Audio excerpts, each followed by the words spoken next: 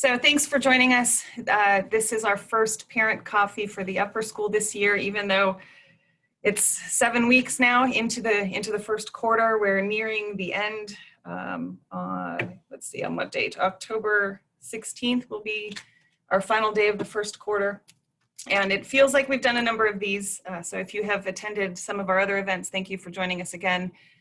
We had grade level welcome Zooms for every grade level for parents and students. We also had our parents' night that I hope you were able to get links to and watch some of the videos that the teachers created for the classes that they're teaching in our upper school.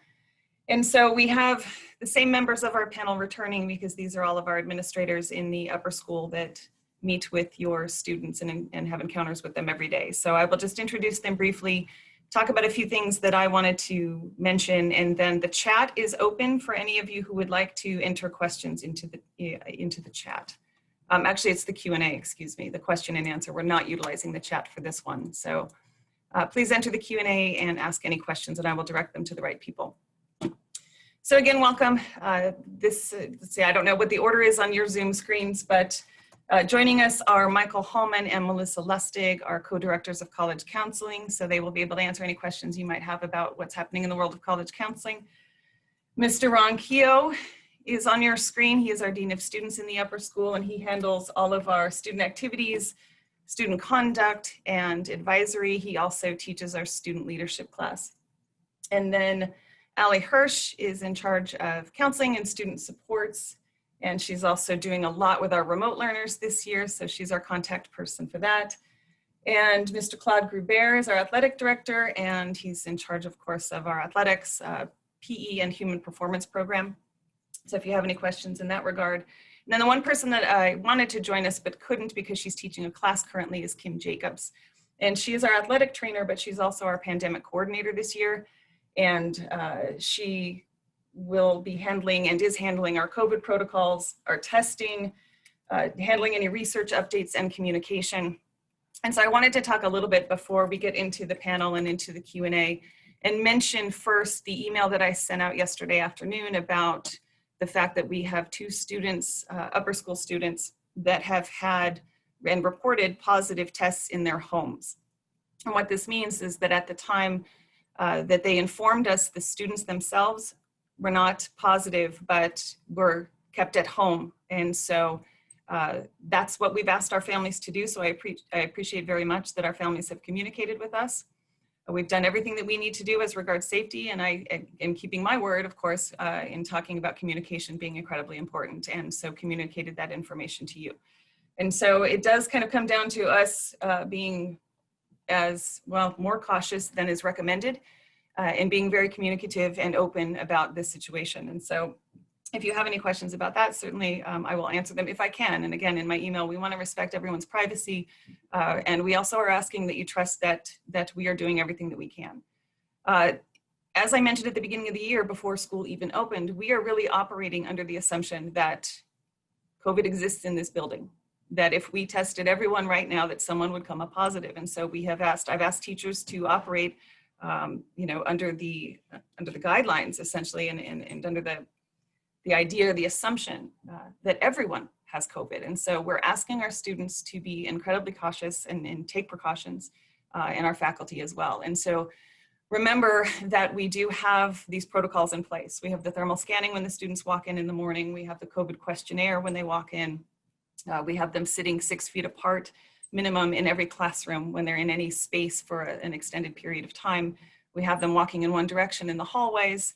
We are doing the random testing in school of not just faculty and staff now, but also of students who are participating. And so we are doing everything and above, right, what is suggested and recommended. So it does come down to trust. I mean, we are trusting that we're handling this. We're trusting our students to follow the rules and communicating as effectively as possible. And this is how we're able to be open and welcome your children into the building every day. So we are doing our best. And I thank you as well for communicating, for asking the right questions, for reinforcing what we're trying to do here at school, at home with your children, making sure they have their masks, making sure that they're following the directions, and understanding in your conversations that you have with your children how serious this is. And so we do appreciate that, and I thank you for partnering with us so that we're able to do this, to provide this. So before I go any further, Ms. Hirsch did have an announcement that she wanted to address with you. So Ms. Hirsch, if you will unmute, and before I forget, because I will do that, I'll get going on my theme. And so if you could just announce what you wanted to, please. Sure. Hi, everyone. Hope you're all doing well. To the parents of remote students, it's been really nice speaking with your young people. And please know that you can always send me an email if there's something that you want me to address or something that's coming up. And to the parents of students who are coming in person, I'm also, I've been making a lot of one-on-one appointments. Students are reaching out on their own, and I'm available to your children for anything, come what may. But leading into that, we're preparing a group of lessons for everyone in the middle and the high school that are centered on taking care of yourself during challenging times. There'll be a couple parts to it. One will be that the advisors take care of an advisory, and it's sort of recognizing and building up your own set of skills for when you feel a little bummed or stressed or lonely or whatever might be the circumstance because of the times that we're in.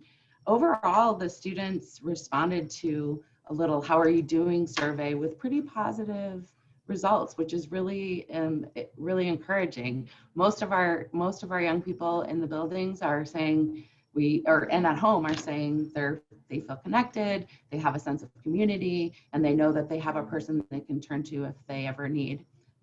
But I also wanted to share that the state of Nevada a couple years ago, I think it was 2019, passed a law that all schools, public and private, need to address a specific concern with our young people, which is taking care of each other and as a suicide prevention lesson. So that's actually by law something that we will be implementing. Counselors, we will teach the lesson, and we will also send communication home the week prior to those lessons and advisory. I've taught these similar lessons for many years, developed through some of the best teachers and psychologists in the nation about how to take care of your friends and what to look for, and really how to be mindful of our language and taking care of each other, and really what to do if you have a concern for a friend. And I would just say to you as parents as well, if you are ever hearing anything of your child's friends or noticing anything, please let me know. We keep this correspondence confidential. I know it's a heavy topic, but really it's all for the good of and health of our young people so that they can thrive in school and with their friendships and in life. So that's all I wanted to say. Those lessons will be coming in the very beginning of quarter 2 in October. And like I said, you'll receive an email prior to the lesson. And if you ever have any questions, if you want to talk out anything, I've got an open phone, Zoom, or email correspondence already with many of you. So hope you all are doing well in your families, and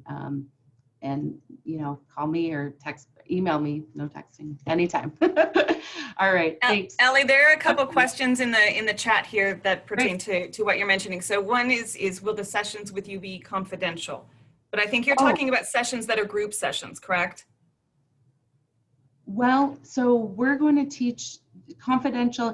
Anytime you as a parent or a student talks to me, those are confidential. The only time that things have to break confidentiality is for me working with a student, for example, would be if there's a safety concern. But let's say if a parent calls and says, I have a concern for my child or their friend, that piece is confidential. We, Ms. Larson, Mr. Ronquillo in the middle school, Mr. Siegel, I think he's on this call. We always make sure that our working with students and parents is confidential. We keep that piece really sacred as we're trying to make sure that people feel comfortable. And again, if you have specific questions about the confidentiality piece, give me a call, or we can talk more about that, as well as with as well as with Miss Larson. She can always speak to that piece too. The next question, Ellie, is parents were curious as to whether or not there would be a session for parents for identifying red flags. So if you I could love talk about that, great. I would love to work with parents and hold maybe a coffee with a specific focus. Yeah, thank you for that recommendation. Thank you. I'm gonna head through the next couple questions here.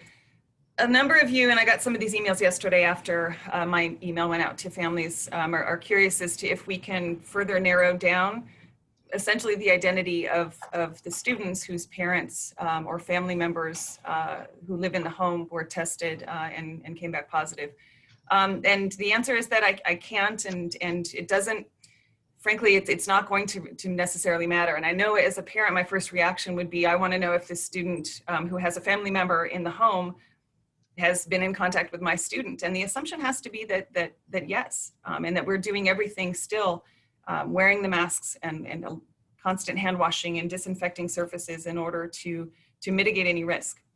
So I have no evidence or understanding that those students were positive when they were in the building. And so what we're doing is everything that we need to be doing. And so in the upper school, even answering that question wouldn't do much good because we have students that are in mixed classes, mixed grade levels. So even knowing what grade level of the student or any more specific details, it actually wouldn't be helpful because we are assuming that student has had contact, or those students have had contact with all of our students. And still we're doing everything necessary to make sure that we're ensuring everyone's health and well-being to the best of our ability. So the next question, Mr. Ronquillo, is about the sophomore class trip. So you want to give us any information on that, please? Right now, I am in contact with Walking Tree Travel to see if it's a possibility. We have until December to decide whether that's going to be a possibility or not. So right now we're still hoping that the class trip will take place, but we don't know. I mean, there's no definitive answer as of yet. So, but we are. Next question is, and we're keeping our fingers crossed because we really want to be able to go on this trip. It was a transformative experience for our teachers and students last year. So fingers crossed. The next question also pertains to dances, Mr. Ronquillo. So will there be school dances? And then we're lifting gatherings to 200 people. Mr. Gerber, this one will be for you after Mr. Ronquillo talks about dances. Will that affect athletics? Have there been any changes or updates in that regard? And then a register my athlete deadline. You should do the register your athlete as soon as possible. I would do it now just to get that done, but it has to be completed before the students. I can answer this one for you, being a parent and having missed the deadline. The deadline for register my athlete is previous to the 10-day practice. So students can't actually start participating with the team until that is completed, that information. So Mr. Ronquillo, will you talk about the school dances, and then we'll turn it over to Mr. Gruber? School dances, right now for the fall semester, we do not have a school dance planned. What the student council, the members of the student council decided to do in place of a dance was to have a movie night. So we will be having a movie night on October 16th. Students will be getting flyers. That whole week, we're calling it Spirit Week. We have activities going on all week long, different, one each day. We even have an activity plan for after the students complete the PSAT on Wednesday, October 14th. But as far as dances go, we do not have one planned for the first semester. Second semester, we are looking to possibly, hopefully, have one, maybe two dances in the spring semester. So, Mr. Gruber, will you talk to the athletics questions, please? So the first, excuse me, the first one is regarding the 200 people gatherings. We haven't received our update, but we will receive ours officially on Friday. We have a Zoom with the State Association at 3 o'clock on Friday that will include how many people can and what they'll allow us to do going forward now that that has been changed. The sports season itself has not been modified. It's still beginning with the winter season on January 2nd, but we'll be getting more detailed updates this week. So the plan that has been in place since summer continues to go forward, but we'll have more details to share after this meeting we have on Friday. And again, if the portal on Register My Athlete is no longer available, we can, as a department, we can go in and open it. So if you have any issues with registering, just let myself or Jen Mays know, and we can go in there and reopen the portal for you. Thank you, Mr. Gaber. The next question is for college counselors. When will 9th grade parents be able to meet with you?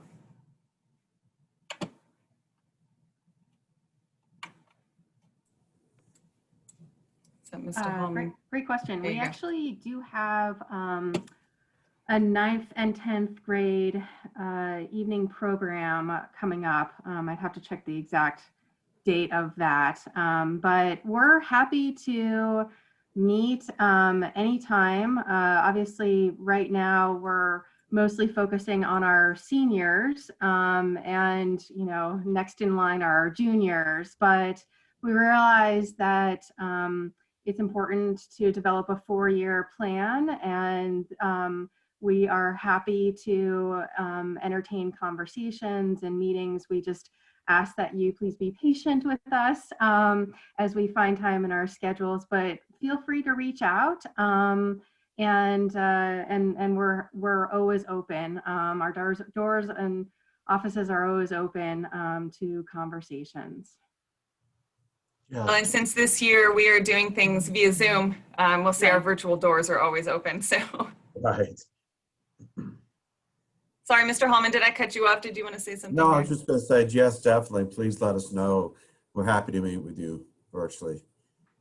Great, thank you very much. I have one more just a reminder thing, and then I want to kind of talk a little bit thematically, if you don't mind, as I want to do in these coffees. I want to make sure that all of you got the updated schedule, because every quarter changed due to the added staff development days or in-service days for faculty. So the October 5th date changed how our quarter will end. So please make sure that you have the updated schedule before sending your child to school or keeping their home if you're working on the hybrid schedule. And also there were some questions about the PSAT on October 14th. If you have a remote learner, a completely remote learner, I need to know if you plan on sending them to school for the PSAT, because we're going to keep those students in a separate location. And it really is important for juniors to take the PSAT. For our 9th graders and 10th graders, it is optional, but we see it as a really good test prep experience for our students to kind of gauge how they perform on this and how they improve on this over 4 years if they take it, well, 3 years if they take it all 3 years, 9th, 10th, and 11th grades. So we encourage students to participate in the PSAT. It doesn't cost anything. The school takes on those costs. So we do have a plan for administering that the morning of the 14th. It will be about a 4-hour test, and students will have breaks. They will be socially distanced. So we're going to employ the same protocols as always. Just a reminder that they need to be well rested and have a good breakfast and be on time, because starting the test late does not ever go well. So please make sure that October 14th is on your calendars. The next day after that, October 15th, is an office hours day. So we decided to have the 14th and 15th really be days off for seniors, because we want students, our senior students, to be home working on their college apps and essays. The activities planned that week would have been homecoming activities. And so Mr. Ronquillo and student leadership, as well as our Spanish club, they're doing things for Hispanic heritage. So we have some activities. We also have some kind of bonding, class bonding and grade level bonding activities for our students planned during that week. So, and dress days, special dress days. So we want our students to have a bit of fun. It's the last week of the quarter, and so the work is very light. The class load is very light that week, and so we want students to end well. And we're really kind of making the end of the quarter academically the 9th. There will be work to do and stuff to turn in and tests to make up. So we're really building in time for students to be able to do that, in addition to having a little fun, which clearly they've worked hard and they deserve. So Mr. Ronquillo is working hard on that. The office hour day, though, I want to make sure that everyone understands that from 9th, 10th, and 11th grade, we want these students to make appointments with their teachers. We want them to come to campus to get help if they need it. And so we want to provide this opportunity. Now, quarter grades don't post anywhere. We send that information to families, and it's really just a way to mark the midpoint or an approximate midpoint of the semester. Semester grades will be the ones that will appear on transcripts. Quarter grades do not. And so it really is just us, taking a break in the semester and saying, this is how we're doing so far. And so in that week, we have that full day because our days need to be equal. So when one day was added for it to be an in-service or a staff development day, I had to balance that out with a different day. So we thought office hours would be a really good idea. We employed office hours last year throughout the schedule, never for a full day. But again, we were looking at this as letting seniors have this day off. And so our underclassmen have the opportunity to come and make up tests, to come in and get special help from teachers, but they do need to make appointments because the teachers, we don't want lines, for certain teachers, going down the hallway and kids' time to be wasted. And so the teachers will be available all school day long for students to make appointments. So they can start making those appointments now if they feel like they're going to need extra time with a teacher before the quarter ends. And so I would really encourage parents, if you have a student that might be struggling or need a little extra help that day, of course, teachers are available every day from 3 to 4. And even in the morning, we open the doors at 7:15. And so that office hour days, that's what that means. And so I wanted to let you know. Otherwise, students can get work done at home, finishing out the quarter well, take a day off if that's something that they need, put their computers and their phones away and unplug for a day. I think that would be my recommendation. If that's possible. So I just wanted to explain that what that was, because there were some questions. But make sure that if you don't have the updated schedule, I did send it in an email, and I also updated it on the parent portal links. So if you just go into your parent portal, you can click in the links and it would be the upper school schedule from 2020, 2021. Okay, so I wanted to address that and then move on to kind of my bigger topic that I wanted to discuss. And it really kind of comes down to choices and character. This is something that I talk about every day. One of the students yesterday in my office, when I was in here with a number of colleagues, said I was very much like a mother. And he said, you're just like a mom, you're like a second mom. And so I laughed at that, and it's true, because I do approach this position as, again, we take the academics very seriously, but I also care very much about the choices that our students make. And that's in the classroom as well as outside of the classroom. And it's not just me, but it's something that's part of this community. It's something that we as teachers and administrators talk about all the time. And because we are dealing with children, we're dealing with teenagers specifically in this division. And so this year is very different because of the style of our academic program. And so our classes are organized as online courses, essentially. And there's a responsibility with that. If any of you have ever taken an online class, you know that a lot of the onus is on you to get the work done, to know what's going on, to ask questions when you have them. And so we're really trying to empower our students to be able to do that. They have a lot of freedom this year, in addition to the way that we've planned the schedule accordingly with this kind of academic and hybrid and remote. I mean, the fact that we're trying to be all things to all learners and all families, kind of adds this other level. And one of the things that I think is important is that we have given the students a lot more freedom this year. And so with freedom, though, comes responsibility. They each have a flex period. And we're not having them sit in a designated spot and be monitored and supervised all the time when they're in a flex period. We want them outside walking around. They're up on the track. They're in the weight room. They're outside with their friends. They're getting a snack. They're playing Frisbee sometimes. And so that's what we want to encourage. When they have that moment once or twice a week in their schedule, we want them utilizing it in a different way. Obviously, if they have work to get done, we have a space in here for them to be able to get that work done, but it comes down to choices. They will choose during that time what they want to do. And we're talking about 14-year-olds having that responsibility and having the responsibility of making the right choice.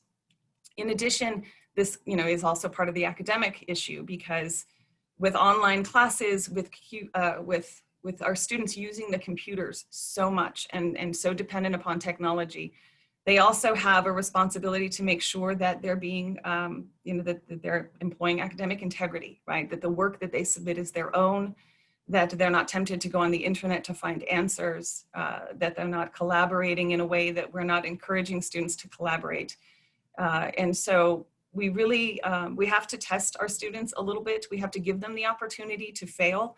We want to encourage them that when they do, that we are here to support them and teach them so that moving forward, they will make better choices. And so there is a bit of anxiety. And again, this is part of the mother part of me as an administrator.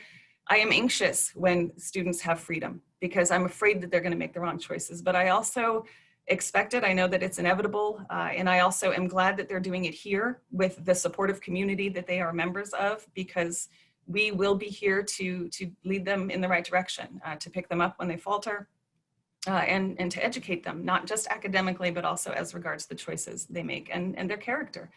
And this comes down to policies, this comes down to rules. And so there are class policies, but we also have this student and parent handbook. And this is our agreement that we have these values and we share them as a culture. We want everyone to participate in them. And as a member of this community, you are agreeing that these are also your values. And so this is in the classroom, the choices that they make. This is as regards their behavior. We have two types of reports that we run through our Veracross system. One is the progress report, right? Where you get those as parents, you've seen those emails, and some of them are uplifting and positive, and some of them are corrective. We want, your student isn't doing as well in my class as I would like her to do. So we send those as reports. The other type is the behavior event. So we focus on academics and we focus on behavior and everything in between. And the behavior event, can be, your child didn't have dress shoes on dress uniform day, or your child committed an act of academic dishonesty. And, it kind of runs the gamut, but behavior choices and academic choices are important. And so we do have policies and we do have rules to govern these things. And as members of this community, we expect our students to adhere to them, to understand them, to help us understand how they're reacting to them. Our students have a voice and our parents have a voice in these rules and policies. But we really want to make sure that everything that we're doing in the classroom and outside is governed by character, the character of the members of our community. And so we do focus a lot on these choices. And I want you to know that we hold our students to high standards, not just academically, but also, when they get dressed in the morning, the choices that they make in doing that, it matters. When they're on a flex period and they're not being supervised, the choices that they make matter, whether they're going to get caught or not, whether they're going to be corrected or not. This year, this has a particular focus because we also have these safety protocols that are incredibly important to our community, to the safety of our community, to the members here that, and you as parents sending your students here, the teachers that have chosen to be here to do this work, knowing that there are risks. And so we want students to follow the rules. We want students to keep their masks covering their nose, and down over their chin. And so there is a particular focus on rules this year. It's not just the safety protocols, but it's all the rules. And I think we have a unique opportunity to make students see, and hopefully you parents at home agree, that all of these rules are incredibly important for us to be able to grow these young people and have them make positive choices, good choices as they move forward. So I did just kind of want to mention that, that these are the things that we're focusing on this year. And now I'm going to go back to the questions because now there are about 1,000. This one is related to choices. One of the parents mentioned that students are planning parties for homecoming week, even though we're not having a homecoming dance. And so again, as parents, you can partner with us. We're in the midst of a pandemic. We are still in it, and we cannot govern what our students and our families do outside off of this campus and outside of school hours. And so, the joke that we have about the bubble, it's only a bubble if everyone is in it and never leaves and no one else comes into it. So we have to be very aware of the choices that we're making. I mean, we have families that have parents that travel for their jobs and then come back into the home. That's a concern. And so we have families that are engaged in regular testing and their own safety protocols. And so we are doing this together. And one of the things that I would suggest is that maybe parents don't throw parties. This isn't a normal year. And I know that we all want a normal experience for our kids. We want them to have fun. We want them to do social things with their friends. But that will happen down the road. That will be able to happen safely, more safely down the road. Currently, this is not the time for that. And so I would urge you to help your students in making the right choices. It's not advised, it's not safe. And so I would suggest that, yes, this is homecoming weekend at the end of, or in the middle of October. Okay, but guess what? We're not having a homecoming because of a very good reason. And so should there be parties associated with homecoming? Probably not. So I guess this is difficult as a parent. So I know that you're struggling with helping your children make these choices and have these conversations, but it's not safe. It puts the entire community at risk. It puts your family at risk. And so I would suggest that you not support the idea of getting on party buses and going to friends' houses where they may be not, forced to follow safety protocols. I have seen some social gatherings where they have been able to do this pretty successfully, but again, why risk it? And that's one of the reasons why we have school open, why we worked so hard to do this, so that they could be physical members of a community to come here and be with their friends. They sit outside on the grass at lunch 6 feet apart and take their masks off, and they are able to engage with one another, which as a parent, when I saw for those 3 months that our students weren't able to do that, it was heartbreaking. And so I know how meaningful this is to you, but this should be enough. And to do more and to expect things to be normal, it's just not realistic. So we need to partner in this as well. Ninth graders, one of the questions in the Q&A is, do ninth graders get invited to join the National Honor Society? The answer to that is they do not, actually. So we do not take the grades of 8th grade and have that be the GPA standard for students in NHS in 9th grade, because not all of our 9th graders come from our middle school. And so in NHS for the upper school, it begins in 9th grade. So how students perform will be the first kind of marker. Their GPA in 9th grade will be the marker for whether or not they are eligible to be invited in NHS in the 10th grade. So our Honor Society induction begins with our students in 10th grade. And if you have any questions about NHS and the other requirements, Mr. Gary Kempfer is in our History Social Sciences department. He is the advisor for NHS. So it would be great to reach out to him if you have any, if you need any more specific information. Mr. Ronquillo, one of the parents wants to know about Halloween, essentially, so student activities. Halloween lands on a 4-day weekend. Do we have anything planned for the upper school? What we have planned for the upper school is the Thursday before Halloween, which is the 29th. We will have where the students can wear a costume to school. The 28th, the TMSPA is putting on a trunk or treat, which they've invited upper school clubs to be a part of, to actually be part of handing out candy. And it's going to be organized where beginning school goes from a certain time, middle school attends the trunk or treat from a certain time, lower school as well. And then there's also going to be a time for the upper school students to take part in the trunk or treat. So those are the activities that are currently planned for that time of year. The next question, Mr. Ronquillo, is about service hours. Because we didn't lower our number of service hour requirements, we have freshman parents that are curious as to how many hours you would recommend for a student to try to earn in the 9th grade year. And so you're aware the total number is 144 by the time of graduation, parents. Yeah, like Ms. Larson said, 144 hours is the requirement. I recommend that every grade, they do 36 per year, so that at their senior year, they're not scrambling to get their hours completed. I have shared a document with advisors that have ideas of ways that they can earn hours. There are some online opportunities that students can do, and that has been shared with their advisors. So if your students are looking for any ways to get hours, just have them talk to their advisors, because I have shared a document with them that has some ideas of ways that they can get their hours.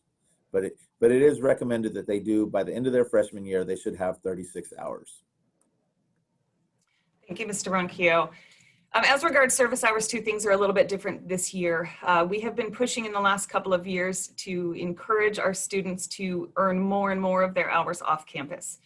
Because what community means, it means a lot of things, essentially. We have our immediate community, and then we have the Las Vegas community. And so we, and this happens in advisory. This has happened with our 9th grade and 10th grade service projects that we implemented through advisory. We really want our students not to just think about the immediate community, but also, the world at large, essentially, right? All the way to the global community that we were talking about in 10th grade.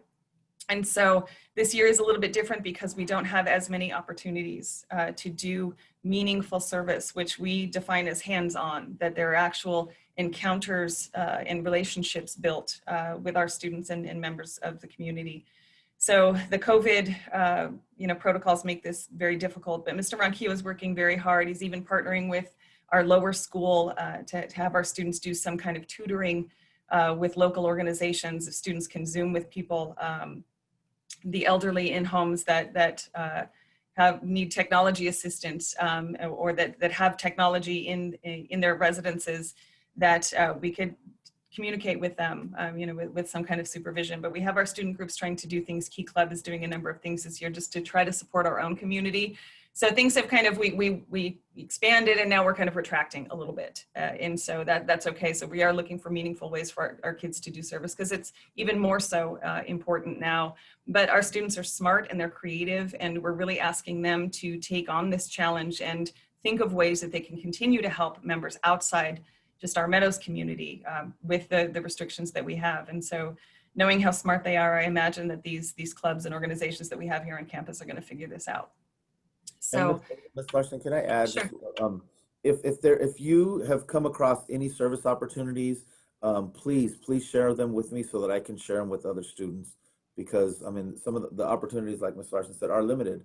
So if you come across any good ones that our students are able to do, please share them with me so that I can share them with the students. Thank you, Mr. Ronquillo. One of you commented the flex period is working very well. I'm glad to hear that. It's a bit of a bear to manage, but again, I don't want to be in any way kind of threatening or negative. Our students are doing exceptionally well. Of course, we are dealing with teenagers, but overall, I'm very impressed with how our students have behaved, that they've taken these things seriously, that they appreciate the time that they're given and the freedom that they're given.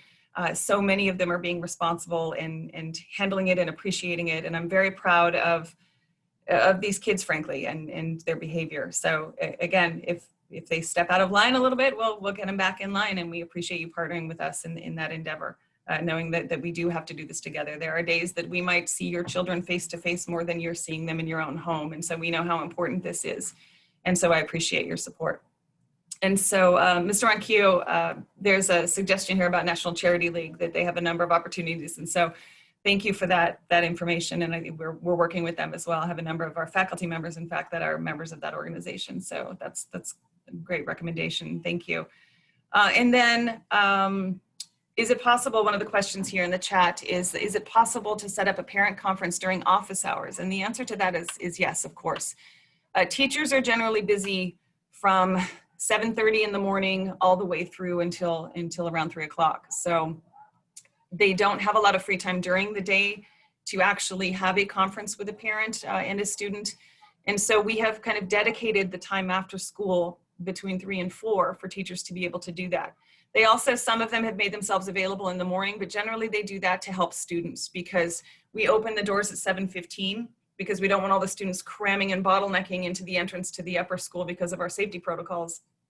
We want teachers to have their doors open. We want students to have a place to go. We also don't want them congregating in the locker bays and the hallways. So the doors are open, but it's not as private in that time because there might be students trickling into a class. So the morning may not be as convenient for teachers.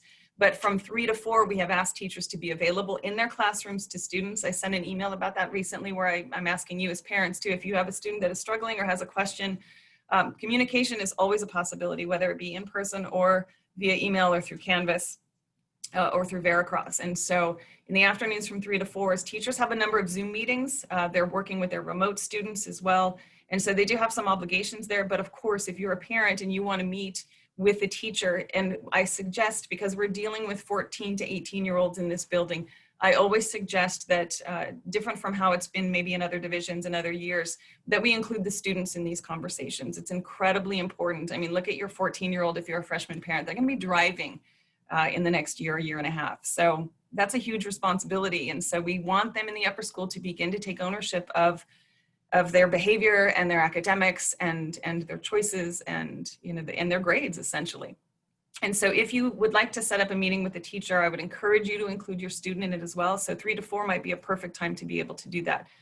We also have the library open in the afternoon. And so if you live far away and you want to kind of make that time, your child can zoom in from the library and you can zoom in from home. So that's a possibility as well, because it is a little bit difficult because we're not inviting parents into the building, but teachers are available to do this. So please reach out directly to the teacher to set up a meeting, or your child's advisor as well. And so that is all for the questions in the Q&A. So thank you very much for joining us this morning. We had great attendance. I appreciate your participation. As ever, I appreciate your support. Panelists, thank you very much for joining us. And we will have another parent coffee very soon. And have a great day. Thank you so much. If you have individual questions, please reach out to the people on the panel here. Thank you.